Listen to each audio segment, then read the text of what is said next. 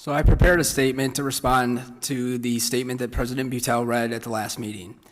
I'm not going to read that statement. I'm just going to speak to the community, but I will acknowledge my statement was not written by Bassett & Bassett, so the PR firm wasn't paid for it. We have to, as a community, realize that we have to start talking to one another, is what I ran on. I ran on transparency and accountability. I have been nothing but open and honest with every one of my colleagues on this board. They might not like what I have to say, they might not appreciate what I have to say, but they get my honest opinion. I back it up with supporting documents. And again, I welcome them to do the same thing. In no way has anything ever been abusive. To use terms like things are oppressive, we've got to dial back the rhetoric.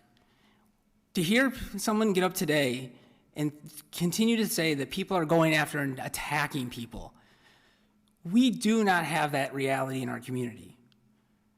We have to dial it back and just speak to one another, which means being honest about the problems. What have I asked for almost every time? I've just asked, where's the policy? What is the process? How do we make sure that we're being transparent? How do we make sure that we're treating everyone the same? Which again goes back to the fundamental beliefs that we keep hearing about. Our actions must match our words.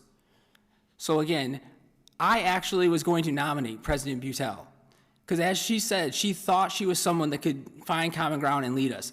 I believed in that. I still believe in that. I will continue to be as brutally honest with President Bueltel as she doesn't like sometimes, but we have good conversations. I have learned from her, and I hope she's learned from me.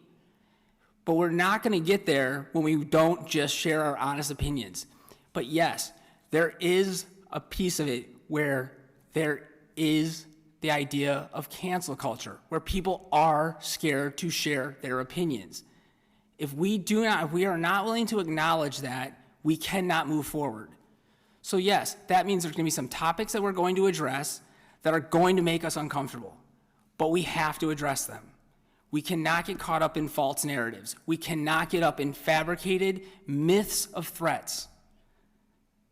And the biggest one that I feel, as I've heard recently, which does seem to be an organized talking point, is somehow this division is being created by me.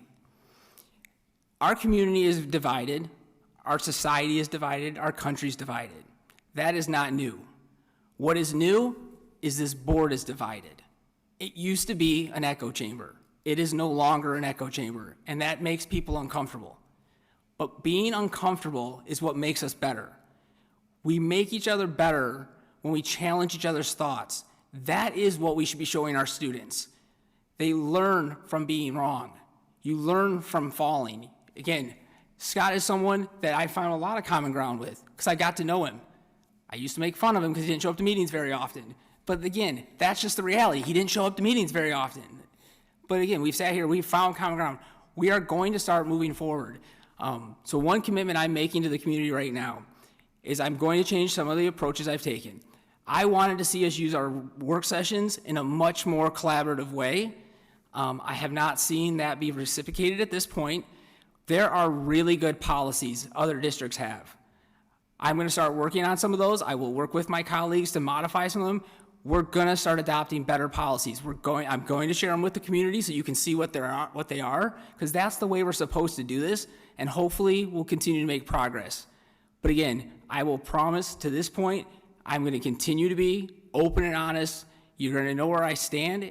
And again, I don't expect everyone to agree with me. That would be a really boring place. So again, I still support President Bueltel. I disagree with her statement. I think it was a bad choice to make it the way she did. But in the end of the day, I think she still can lead us, and I think we still can do a lot of good things.